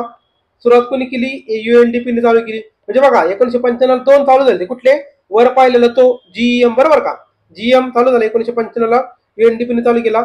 आणि GDI पण चालू केलं UNDP ने 1995 ला. आता लक्षात घ्या, GDI च्या जागी आता नवीन GDI ला 2014 साली. ठीक आहे, सध्या म्हणजे पहिल्यांदा किती होता, 1995 साली. तो मध्ये काय केलं, डिस्कंटिन्यू केला होता. पण आता सध्या नवीन त्याला काय केलं, रिस्ट्रक्चर केले. आणि 2014 साली आता नवीन GDI आल्या. कधी, 2014 साली. आधी कधी होता, 1995 ला. आता 2014 साली नवीन लॉन्च केलाय. तर याला पब्लिश कोण करतं, UNDP. बरोबर, आणि याचे इंडिकेटर कुठले असतात लक्षात घ्या, जे HDI चे इंडिकेटर असतात तेच असतात. फक्त याच्यामध्ये कॅल्क्युलेट कसं करायचं लक्षात घ्या. म्हणजे तुम्ही इकॉनॉमिक, तुम्ही एज्युकेशन घेतले, बरोबर, HDI मध्ये हेल्थ घेतले म्हणजे शिक्षण घेतले, आरोग्य घेतले आणि राहणीमानाचा दर्जा घेतलाय. आता त्याला कॅल्क्युलेट करायचं कसं एचडीआय वरनं, लक्षात घ्या. जीडीआयचा फॉर्म्युला तुम्हाला सांगून ठेवतो. जीडीआय इज इक्वल टू वुमनचा एचडीआय मोजायचा आपल्याला, बरोबर. वुमनचा सेपरेट एचडीआय मोजायचा, स्त्रियांचा सेपरेट मानवी विकास निर्देशांक मोजायचा आणि पुरुषांचा सेपरेट एचडीआय मोजायचा, आणि यांचा जो रेशो असेल तो आला तुमचा जीडीआय, बरोबर. तर असं सिंपल गणित आहे बघा. म्हणजे आता तुम्हाला कळणार कसं, तर ऑब्व्हियसली जर वुमनचं प्रमाण म्हणजे डेव्हलपमेंट चांगलं झालेलं असेल तर ती व्हॅल्यू बऱ्यापैकी चांगली असेल. असं समजा यांची व्हॅल्यू 1 आणि यांची पण व्हॅल्यू 1, तर किती येणार, 1च येणार. म्हणजे 1चा अर्थ काय होतो, तुमच्या देशामध्ये सगळीकडे कसं आहे, स्त्रियांना पुरुषांच्या बरोबरीने सगळ्या क्षेत्रामध्ये सन्मान आहे असं त्याचा अर्थ होतो. म्हणजे तुम्हाला लक्षात आलं असेल की याच्यामध्ये सगळ्यात लोएस्ट व्हॅल्यू किती आली, 0, बरोबर का, लोएस्ट. आणि सगळ्यात हायेस्ट व्हॅल्यू किती आली तुमची, तर 1. लक्षात ठेवा, 0 लोएस्ट आहे आणि 1 सगळ्यात हायेस्ट आहे. जेवढं जास्त तुम्ही 1च्या जवळ जाल तेवढं जास्त अर्थ काय होतो, तुमचा देश चांगला विकसित झालेला आहे, बरोबर. हे झाले तुमचे जीडीआयचे वेगवेगळे इंडिकेटर. पुढचा लक्षात घ्या, पुढचा फॅक्टर आहे तुमचा जीआयआय. जीआयआय पुढचा इंडिकेटर काय, लक्षात घ्या, जीआयआय. तर जीआयआय म्हणजे काय, तर त्याला आपण म्हणतो मराठीमध्ये, एक सेकंद, जी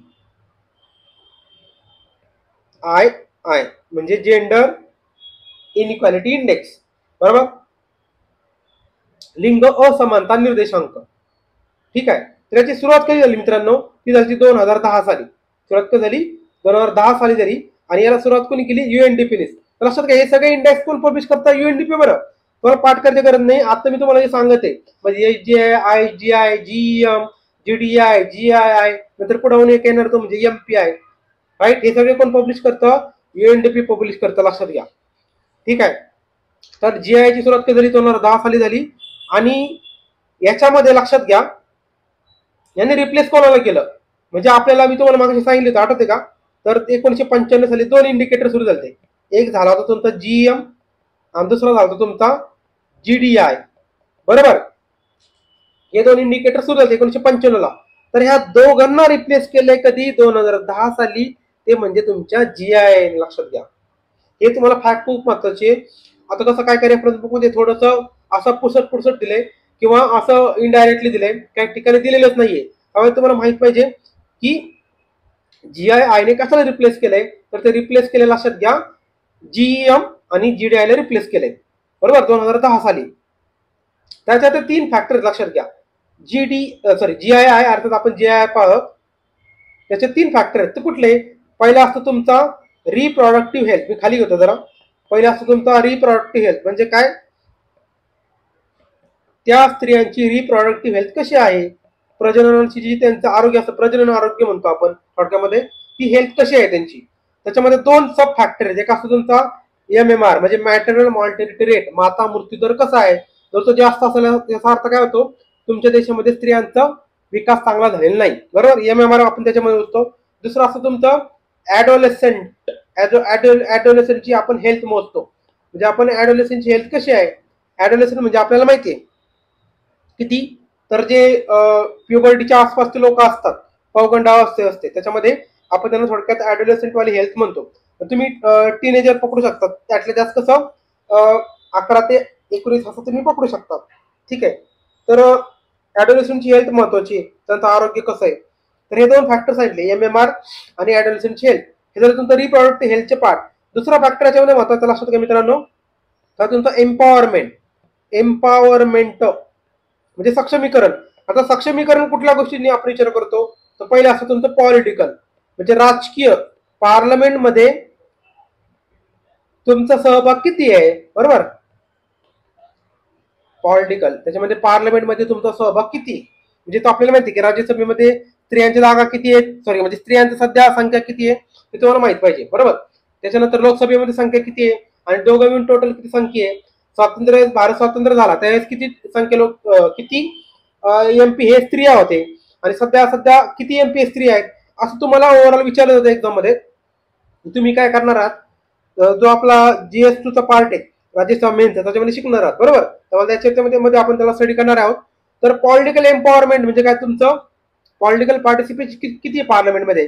त्याच्यानंतर तुमचं सेकंडरी एज्युकेशन म्हणजे तुमच्या देशातल्या ज्या महिला किंवा मुली आहेत त्यांनी सेकंडरी एज्युकेशन घेत आहात का, बरोबर का, माध्यमिक शिक्षण ते घेत आहेत का. तर हा पण फॅक्टर महत्वाचा आहे. म्हणजे काय, राजकीय आणि शैक्षणिक एम्पॉवरमेंट खूप महत्वाची आहे. आणि तिसरं असतं तुमचं labour market participation. Labour market participation म्हणजे काय, तर श्रमशक्ती, बरोबर. तुमची जी लेबर आहे, लेबर मार्केट म्हणजे तुमचं जे कामगारांचं मार्केट आहे, किंवा तुम्ही ओव्हरऑल आपण एम्प्लॉयमेंट म्हणतो आपल्या गावठी भाषेत, तर एम्प्लॉयमेंट मध्ये महिलांचा किती वाटा आहे, बरोबर. तर आपल्याला माहिती की भारतामध्ये बऱ्यापैकी स्त्रियांना दर्जा कसा दिला जातो, गृहिणीचा दर्जा दिला जातो. आणि त्यांना म्हणजे इच्छा असून पण, पात्रता असून पण त्यांना घरगुतीच काम करायला लागतं. म्हणजे लेबर मार्केटमध्ये त्यांचं पार्टिसिपेशन भारतामध्ये नगण्य आहे. नगण्यपेक्षा कमी म्हणू शकतो आपण. म्हणजे जवळपास किती आहे सध्या, 20% वर तर नसेलच, बरोबर. म्हणजे आधी खूप होतं, स्वातंत्र्याच्या असं भरपूर होतं, कारण त्या शेती भरपूर होती, पण शेतीचं प्रमाण आपल्याला माहिती कमी झालंय. आणि इव्हन बऱ्याचशा सुशिक्षित घराण्यामध्ये पण होतं, स्त्रिया शक्यतो नोकरी करत नाही, कारण का, नवरा कमावणारा असतो, त्यामुळे नवरा काय म्हणतो, मी कमवतोय ना, तू घरी मुलांची काळजी घे, आई वडिलांची काळजी घे, घर सांभाळ, बरोबर. असं सगळं पॅट्रियार्कल माइंडसेट असल्यामुळे लेबर मार्केटमध्ये स्त्रियांचं प्रमाण कमी असतं. तर 3 फॅक्टर लक्षात आले, रिप्रोडक्टिव्ह हेल्थ, एम्पॉवरमेंट आणि लेबर मार्केट. हे झाले तुमचे 3 फॅक्टर. कशाचे, तर जेंडर इनइक्वालिटी इंडेक्स अर्थात GI. आता GI ची व्हॅल्यू लक्षात घ्या. तर सगळ्यात हायेस्ट व्हॅल्यू किती, तर लक्षात घ्या 0 असते. सगळ्यात हायेस्ट व्हॅल्यू काय असते तुमची, 0 असते. हायेस्ट लक्षात घ्या, हायेस्ट. त्याच्यामध्ये थोडंसं उलट झालंय. आणि सगळ्यात लोएस्ट काय असते तुमची, तर 1 असते, लक्षात घ्या. हे आहे तुमची लोएस्ट. म्हणजे इथून मागची जे होते त्याच्यामध्ये कसं होतं, सगळ्यात लोएस्ट काय होती, 0 होती, आणि सगळ्यात हायेस्ट काय होती, तर 1 होती. याच्यामध्ये उलट आहे जेंडर इक्वालिटी इंडेक्स मध्ये. सगळ्यात हायेस्ट काय याच्यामध्ये 0 आहे, आणि सगळ्यात लोएस्ट काय तुमची 1 आहे, बरोबर. एवढं फक्त याच्यामध्ये वेगळं लक्षात ठेवा. आता हे झालं तुमचे जेंडर इनइक्वालिटी इंडेक्स. पुढचा महत्वाचा फॅक्टर किंवा इंडेक्स तुमचा मल्टी पॉवर्टी इंडेक्स, बरोबर का. बहुआयामी दारिद्र्य निर्देशांक असं त्याला म्हणतो आपण. मल्टी पॉवर्टी इंडेक्स म्हणजे काय, बहुआयामी दारिद्र्य निर्देशांक, बरोबर, असं आपण त्याला म्हणतो मल्टी पॉवर्टी इंडेक्स. तर लक्षात घ्या, मल्टी पॉवर्टी इंडेक्स येण्यापूर्वी भारतामध्ये आधी एक कन्सेप्ट होती, त्याला आपण म्हणतो HPI. याला आपण काय म्हणतो, HPI, बरं, HDI नाही, HPI म्हणजे काय, ह्युमन पॉवर्टी इंडेक्स, मानव दारिद्र्य निर्देशांक. याची सुरुवात कधी झाली, ती झाली 1997 साली. कधी झाली, 1997 साली ती सुरू झाली. आणि त्याच्यामध्ये 3 इंडिकेटर होते. तर कुठले, तर ते होतं, लक्षात घ्या, हे तुमचं नॉलेज. नॉलेज म्हणजे काय, थोडक्यात तुमचं ज्ञान वगैरे किती, ज्ञान कुठून कळणार, तुम्हाला शिक्षण होतं, एक होतं तुमचं नॉलेज. दुसरं आहे तुमचं स्टँडर्ड ऑफ लिव्हिंग, म्हणजे राहणीमानाचा दर्जा कसा आहे, तो शक्यतो कशाद्वारे कळला जायचा, तर तुमच्या इन्कमद्वारे कळला जायचा. आणि तिसरा होता तुमचा लॉन्जिव्हिटी ऑफ लाईफ, म्हणजे तुमचं जीवन बऱ्यापैकी मोठं आहे का, बरोबर का. तर लॉन्जिव्हिटी ऑफ लाईफ महत्वाची. हे 3 फॅक्टर होते, कुठले, नॉलेज, स्टँडर्ड ऑफ लिव्हिंग आणि लॉन्जिव्हिटी, बरोबर. म्हणजे थोडक्यात तिथं ज्ञान, त्याच्यानंतर स्टँडर्ड ऑफ लिव्हिंग राहणीमानाचा दर्जा, आणि जीवनाची लॉन्जिव्हिटी, बरोबर, जीवन किती मोठं आहे त्यानुसार. तर हे झालं तुमचे 3 फॅक्टर HPI चे. पण पुढे काय झालं, लक्षात घ्या, यांना कळलं की ह्युमन पॉवर्टी इंडेक्स नुसार आपल्याला लोकांचं दारिद्र्य कळत नाही, कारण त्याच्यामध्ये खूप कमी इंडिकेटर होते, असं बऱ्यापैकी एक चांगलं पिक्चर येत नव्हतं आपल्याला, बरोबर. आणि मग पुढे काय झालं मित्रांनो, तर HPI ची जागी आला तुमचं MPI, multi dimensional poverty index. ठीक आहे. तर याची सुरुवात कधी झाली, ती झाली तुमची 2010 साली. MPI ची सुरुवात झाली 2010 साली. HPI कधी झाली, 1997 चा. MPI ने त्याची जागा कधी गेली, 2010 साली, बरोबर. तर याच्यामध्ये इंडिकेटर कुठले, लक्षात घ्या, मल्टी डायमेन्शनल पॉवर्टी इंडेक्स मध्ये MPI मधला पहिला इंडिकेटर आहे ते म्हणजे तुमचा हेल्थ. हेल्थ हेल्थ हा पहिला त्याचा एक पार्ट, लक्षात घ्या. हेल्थ मध्ये पण दोन सब कंपोनेंट आहे. एक असतो तुमचा चाइल्ड मॉर्टॅलिटी रेट, म्हणजे बाळ मृत्यू दर, आणि दुसरा असतो तुमचा कुठला, न्यूट्रिशन, म्हणजे पोषण, पोषण भेटतंय का, बरोबर का. हेल्थ म्हणजे काय, हेल्थ मध्ये आरोग्य, आरोग्यामध्ये 2 आहेत, एक आहे बालमृत्यू दर, दुसरा तुमचं पोषण, बरोबर. दुसरा याच्यामध्ये फॅक्टर येतो म्हणजे तुमचा एज्युकेशन, म्हणजे काय, शिक्षण. तर शिक्षणामध्ये पण काय केलं यांनी, 2 गोष्टी कन्सिडर केल्यात. एक आहे तुमचा years of schooling. Year of schooling म्हणजे काय, तुमचे शालेय शिक्षणाची वर्ष, सरासरी वर्ष, तुम्ही शाळेत किती वर्ष जात आहात किंवा गेले आहात. आणि दुसरं असतं तुमचं अटेंडन्स, म्हणजे काय, पटसंख्या किंवा उपस्थिती, बरोबर का. तुम्ही शाळेमध्ये जातात पण तुम्ही उपस्थित आहात का, फक्त नावाला जातात, मधून पोहून येतात, तुम्ही फक्त कागदावर हजर आहात का, जातात ऍक्च्युली, तरी झालं तुमचं हजेरी किंवा अटेंडन्स, बरोबर. इयर ऑफ स्कूलिंग आणि अटेंडन्स हे 2 फॅक्टर महत्वाचे आहेत. तिसरा आहे तुमचं स्टँडर्ड ऑफ लिव्हिंग. तिसरा आहे तुमचं राहणीमानाचा दर्जा, लक्षात घ्या. स्टँडर्ड ऑफ लिव्हिंग म्हणजे काय, राहणीमानाचा दर्जा. त्याच्यामध्ये वेगवेगळे फॅक्टर लक्षात घ्या. तर कुठले?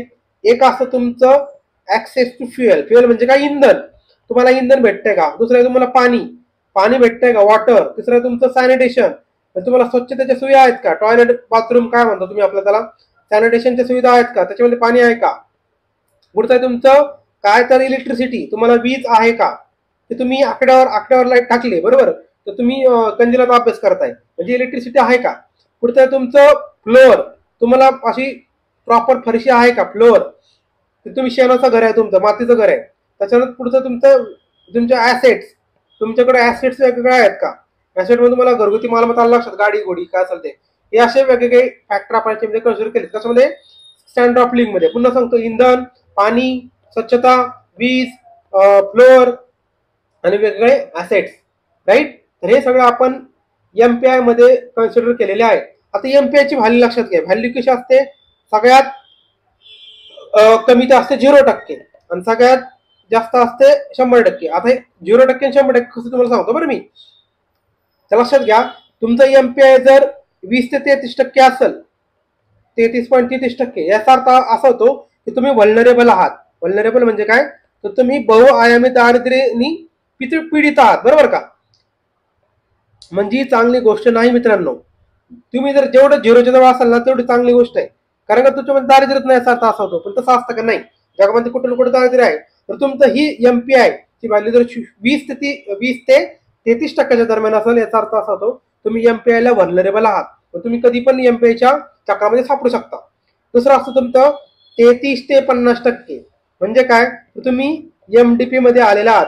तुम्ही मल्टी डायमेन्शनली प्युअर आहात. म्हणजे बघा, तुम्ही व्हल्नरेबल होते, तुम्ही 33%ची लाईन क्रॉस केली, तुम्ही आता कुठे चक्रात येऊन पडले? मल्टी डायमेन्शनल पॉवर्टीच्या चक्रात येऊन पडले. आता तुम्ही जर 50%च्या वर पण झेंडा रवला तर काय होणार लक्षात घ्या, याचा अर्थ होतो तुम्ही एक्स्ट्रीमली दारिद्र्यात आहात. एक्स्ट्रीम आहात. एक्स्ट्रीम अत्यंतिक दारिद्र्यामध्ये आहात असा त्याचा अर्थ होतो. आणि आय थिंक याच्यावर प्रश्न विचारला होता प्रिलिमला का मुख्य परीक्षेला. तर लक्षात ठेवा, ते इंडिकेटर महत्वाचे आहेत, त्याच्यामध्ये व्हॅल्यू महत्वाचे आहेत. हे तुम्हाला लक्षात ठेवा. 20 ते 33% व्हल्नरेबल, 33 ते 50% मल्टी डायमेन्शनली पुअर आणि 50% म्हणजे काय? तुम्ही अत्यंतिक दारिद्र्यामध्ये आहात. बरोबर. भारताची व्हॅल्यू जर तुम्हाला विचारली तर तुमच्यासाठी होमवर्क असेल, भारताची व्हॅल्यू किती आहे तुम्ही पाहून घ्या लेटेस्ट. आता लक्षात घ्या, जसं जागतिक लेवलवर एमपीआय काढला तसं भारताने पण काय विचार केला, आपण पण एमपीआय काढायला पाहिजे. तर मग काय केलं? नीती आयोग. लक्षात घ्या, आपल्याला माहिती नीती आयोग आणि काय केलं तर युएनडीपी बरोबर त्यांनी कोऑर्डिनेशन केलं. युएनडीपी आणि ओफी नावाची संस्था जी आहे, नीती आयोग युएनडीपी वर सांगितलं आणि ओफी या ठिकाणी मिळून कोऑर्डिनेशन केलं आणि त्यांनी भारतासाठी एक एमपीआय डेव्हलप केला. त्याला म्हणतात राष्ट्रीय एमपीआय. त्याला आपण मग इंग्लिशमध्ये काय म्हणतो? National MPI. बरोबर. त्याची सुरुवात कधी झाली लक्षात घ्या मित्रांनो, ती झाली 2021 साली. 2021 सालापासून आपण भारतासाठी एमपीआय पब्लिश करत आहोत. तर लक्षात घ्या, याच्यामध्ये जर तुम्हाला असं विचारलं की 2021 साली भारतामध्ये सगळ्यात दारिद्र्य कुठं होतं, तर लक्षात घ्या ते होतं बिहारमध्ये. किती होतं? ते होतं 52%. बिहारमध्ये बघा अत्यंत दारिद्र्य आहे. तुम्हाला माहिती आहे तिथं रुरल पॉप्युलेशन भरपूर आहे.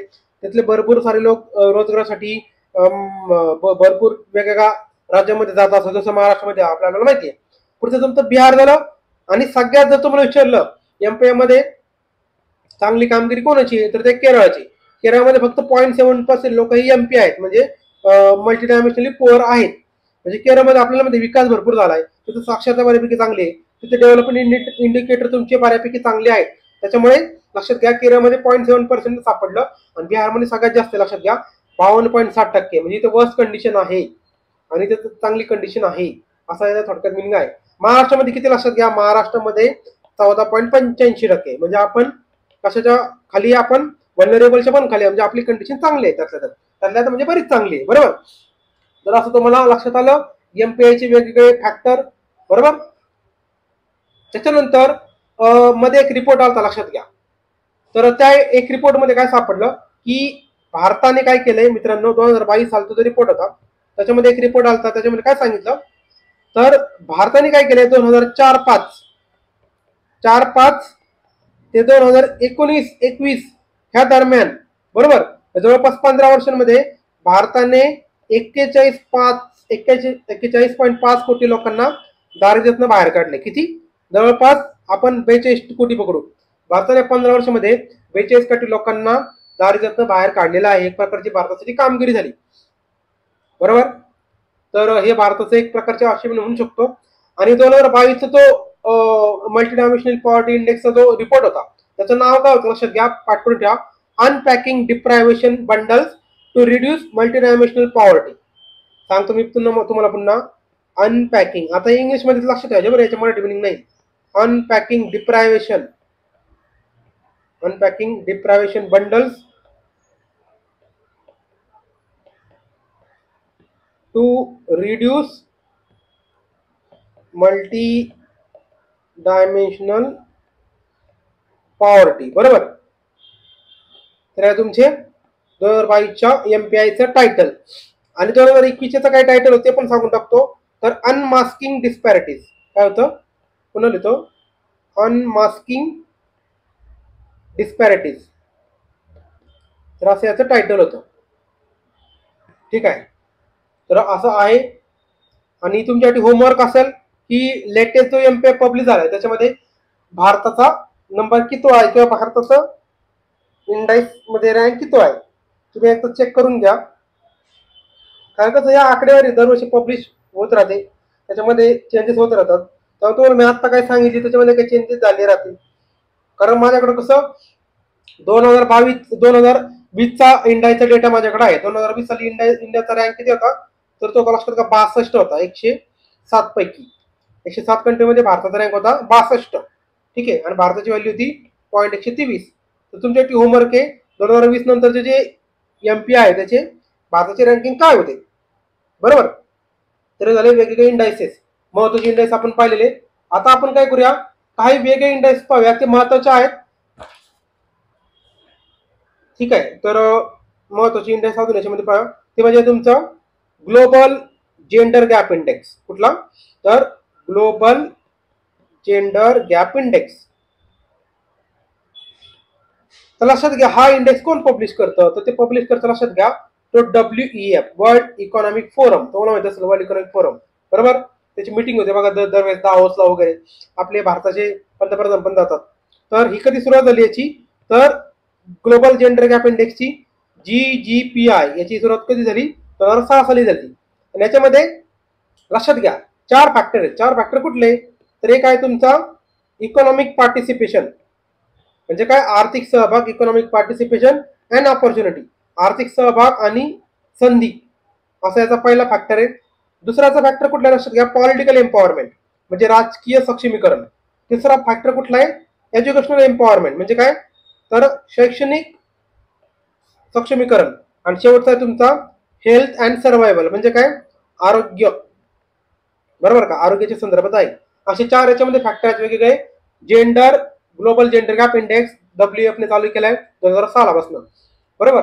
आणि याच्यामध्ये भारताचा रँक जर तुम्हाला विचारला तर 2021 साली किती होता भारताचा रँक, तर लक्षात घ्या तर 140वा रँक होता 156 कंट्रीमध्ये, म्हणजे खूपच खाली, लक्षात घ्या. आणि संख्या किती होती, नंबर तो स्कोर किती होता भारताचा, 0.625. म्हणजे लक्षात घ्या हे जे इंडेक्सेस असतात ना याच्यामध्ये भारताचा रँक कायम शक्यतो खाली असतो. मी तुम्हाला एक लॉजिक सांगून ठेवतो, तर जर तुम्हाला काहीच नाही कळलं ना, जर तुम्हाला जर व्हॅल्यू अशा खूपच अशा एक्स्ट्रीम दिलेल्या असतील तर लक्षात घ्या भारताचा नंबर शक्यतो खालीच असतो. आता ठीक आहे, जर जवळजवळ व्हॅल्यू दिले असतं तर तुम्हाला मग तिथं माहितीच पाहिजे. पण जर तुम्हाला ट्रिक लक्षात ठेवायची असेल तर भारताची व्हॅल्यू खालीच असते असं तुम्ही ओव्हरऑल लक्षात ठेवू शकता, बरोबर. आणि भारताने इंडियावर टीका पण केली. यांचं म्हणणं की हे जाणून बुजून भारताला कमी दाखवतात. आता खरं दाखवतात की खरीच कंडिशन आपल्याला माहित नाहीये, कारण आपण केवढ्या डिटेलमध्ये स्टडी करत नसतो, बरोबर. तर पुढचा आहे तुमचा इंडेक्स, तो म्हणजे तुमचा प्लॅनेटरी. याचा प्रश्न विचारला होता बरं MPSCने प्रिलिमला, planetary pressure adjustment, planetary pressure adjusted HDI, ठीक आहे. तर हा महत्वाचा आहे, याला काय म्हणतात, PHDI म्हणतात शॉर्ट फॉर्म, याला काय म्हणतात PHDI, planetary pressure adjusted HDI. म्हणजे काय, यांनी काय केलं थोडं लक्षात घ्या, थोडंसं एन्व्हायरमेंटच्या अँगलने स्टडी केलाय. याला पब्लिश कोण करतं, UNDP पब्लिश करतं, बरं. मागाशी आपण पाहिलं UNDP भरपूर सारे पब्लिश करत, कारण HDI कोण पब्लिश करतं, UNDP. तर हे सुरुवात कधी झाली याची, 2020 साली, लक्षात घ्या. त्यापासून आपण याला पब्लिश करतो आहोत, प्लॅनेटरी प्रेशर ऍडजस्टेड HDI. तर याच्यामध्ये काय करतो आपण, आपल्या प्लॅनेटवर म्हणजे पृथ्वी ग्रहावर आपण किती प्रेशर टाकत आहोत, तर याचा थोडक्यात आपण ओव्हरऑल स्टडी करतो. तर याचे तुम्हाला लक्षात आलं असेल याचे इंडिकेटर काय असतील, मग याचे वेगवेगळे फॅक्टर. तर लक्षात घ्या, पहिला तुमचा पर पर कॅपिटा काय CO2 इमिशन, म्हणजे दरडोई तुम्ही किती कार्बनचं इमिशन करतात, उत्सर्जन करता, त्याला आपण काय म्हणतो पर कॅपिटा CO2 इमिशन, अर्थात दरडोई कार्बन उत्सर्जन. आता काढायचं कसं, तर भारताने टोटल CO2 इमिशन किती केलंय, टोटल CO2 इमिशन भागिले भारताची लोकसंख्या, असं प्रकारे तुम्ही दरडोई कार्बन उत्सर्जन काढू शकता. हे झालं पहिला फॅक्टर. दुसरा फॅक्टर याच्यामध्ये काय लक्षात घ्या, तर तुमचा पर कॅपिटल मटेरियल फुटप्रिंट, बरोबर. काय तुमचा पर कॅपिटा मटेरियल फुटप्रिंट म्हणजे काय, जे काय तुम्ही रॉ मटेरियल वापरलंय, बरोबर का, म्हणजे कच्चे पदार्थ म्हणतो आपण त्याला, कच्चा माल वापरलाय, तर तो किती वापरलाय, तर ते कसं काढायचं लक्षात घ्या. तर रॉ मटेरियल जो काय तुम्ही टोटल वापरलाय त्याला कशाने भागायचं, तर त्याला भागायचं लोकसंख्येने म्हणजे पॉप्युलेशन. अशा प्रकारे तुम्ही पर कॅपिटा मटेरियल फुटप्रिंट काढू शकता. आणि 2021-22 साली भारताचा याच्यामध्ये रँकिंग किती होती, लक्षात घ्या 138 होती. किती होती, 138, आणि भारताचा स्कोअर होता 0.609. ठीक आहे, म्हणजे भारताचा स्कोअर पुन्हा खाली आहे आणि रँकिंग मग बघा 100च्या वर गेला, म्हणजे 138 आहे. तर हे पर कॅपिटा, जरी आपण काय सांगितलं, कुठला इंडेक्स पाहत होतो आपण, प्लॅनेटरी प्रेशर ऍडजस्टर HDI, लक्षात ठेवायचा प्रश्न विचारला होता MPSC ने. पुढचा आहे तुमचा ह्युमन कॅपिटल इंडेक्स. पुढचा कुठला महत्वाचा आहे, ह्युमन कॅपिटल इंडेक्स म्हणजे मानवी भांडवल निर्देशांक. तर हे कोण कॅल्क्युलेट कोण करतो लक्षात घ्या, तर ते करतं वर्ल्ड बँक. म्हणजे काय, जागतिक बँक पब्लिश करते. केव्हापासून पब्लिश करते, लक्षात घ्या, ती करते 2018 पासून. आता मानवी भांडवल म्हणजे आपल्याला माहिती आहे मानवाचं भांडवल म्हणजे काय, तर मानवाची ओव्हरऑल डेव्हलपमेंट कशी झाली, त्यांचं स्कूलिंग कसं झालंय, त्यांचं आरोग्य कसं आहे, त्यांचं सर्वायवल कसं आहे. तर हे फॅक्टर 3 याच्यामध्ये महत्वाचे आहेत. कुठले कुठले फॅक्टर, हेल्थ म्हणजे आरोग्य, त्या आरोग्यामध्ये पण 2 सब फॅक्टर, ते काय तुमचा ऍडल्टचा सर्वायवल रेट, म्हणजे त्याच्यामध्ये जे ऍडल्ट असतात ते सर्वाइव्ह किती होतात, त्यांचा सर्वायवलचा रेट किती आहे, adult survival rate, adult survival rate. दुसरा तुमचा हेल्थी यूथ अमंग चिल्ड्रन, त्याच्यामध्ये आपण काय केलं consider, healthy youth among children. तर हे 2 आहेत कशाचे, हेल्थमध्ये, ऍडल्ट सर्वायवल रेट आणि हेल्थी यूथ अमंग चिल्ड्रन. दुसरा फॅक्टर तुमचा स्कूलिंग, स्कूल, तर स्कूलमध्ये पुन्हा 2 आहेत, तुमचा क्वांटिटी आणि दुसरा तुमचा क्वालिटी. एक आहे तुमचा क्वांटिटी आणि दुसरा तुमचा क्वालिटी, बरोबर का. स्कूलची क्वांटिटी महत्वाची नाही, फक्त तुमची क्वालिटी पण महत्वाची आहे. तुम्ही फक्त शाळेमध्ये किती वर्ष शिकला हे महत्वाचं नाही, तुम्ही क्वालिटीने शिकला आहात का. आणि तिसरं असं तुमचं सर्वायवल. तर सर्वायवल मध्ये लक्षात घ्या, तुम्ही 5 वर्षानंतर म्हणजे जन्म झाल्यानंतर तुम्ही 5 वर्षांनंतर जगण्याची शक्यता किती, तर हे आपल्यामध्ये खूप महत्वाचं आहे. तर जगत नसेल तर मग आपल्याला माहिती चार्ल्ड मॉर्टॅलिटी रेट वाढतो. अशा प्रकारे तुमचा ह्युमन कॅपिटल इंडेक्स, अर्थात मानवी भांडवल निर्देशांक. आणि याची लोएस्ट व्हॅल्यू किती लक्षात घ्या, 0 आहे. हायएस्ट व्हॅल्यू किती, 1, बरोबर. Highest value 1, lowest value 0. तुम्ही फॅक्ट्स महत्वाचे लक्षात ठेवा. ह्युमन कॅपिटल इंडेक्स अर्थात मानवी भांडवल निर्देशांक. पुढचा तुमचा महत्वाचा इंडेक्स आहे तुमचे, तर एन्व्हायरमेंटल परफॉर्मन्स इंडेक्स. काय, एन्व्हायरमेंटल परफॉर्मन्स इंडेक्स, बरोबर, EPI त्याला आपण म्हणतो. तर EPI ची सुरुवात कधी झाली लक्षात घ्या, ती झाली 2002 साली. आणि याला पब्लिश कोण करतं, तर WEF पब्लिश करतं, वर्ल्ड इकॉनॉमिक फोरम पब्लिश करतं एन्व्हायरमेंटल परफॉर्मन्स इंडेक्स, बरोबर. पर्यावरण कामगिरी निर्देशांक असं आपण त्याला मराठीमध्ये म्हणतो. तर याच्यामध्ये 4 फॅक्टर आहेत, ते कुठले, तर तुमचा एन्व्हायरमेंटल हेल्थ, आता शॉर्टकट मध्ये लिहितो, म्हणजे तुमचं पर्यावरणाचं आरोग्य कसं आहे, तुम्ही त्याला खूपच दूषित केलं का, एन्व्हायरमेंटल हेल्थ. दुसरा तुमचं नॅचरल रिसोर्सेस म्हणजे काय, नैसर्गिक संसाधने, नैसर्गिक संसाधने म्हणजे नॅचरल रिसोर्सेस. पुढचा फॅक्टर याच्यामध्ये क्लायमेट चेंज, तुम्हाला माहितीच आहे हवामानामध्ये जो बदल होतो, जागतिक हवामानाबद्दल आपण म्हणतो क्लायमेट चेंज. आणि सगळ्यात शेवटी तुमचा इकोसिस्टमची व्हायटॅलिटी, आपली इकोसिस्टमची व्हायटॅलिटी कशी आहे. तर 4 फॅक्टरच्या मध्ये महत्वाचे कशामध्ये, एन्व्हायरमेंटल परफॉर्मन्स इंडेक्स 2002 साली सुरू झालाय, WEF ने चालू केलाय. आणि हा दर 2 वर्षांनी पब्लिश होतो, दरवर्षी पब्लिश होतो का, नाहीतर दर 2 वर्षांनी पब्लिश होतो. आणि पुढचा महत्वाचा इंडेक्स आहे तुमचा world happiness index, world happiness index, अर्थात शॉर्टकट मध्ये WHI. याला पब्लिश कोण करतं, तर ते लक्षात घ्या, United nation sustainable development solution network हे पब्लिश करतं.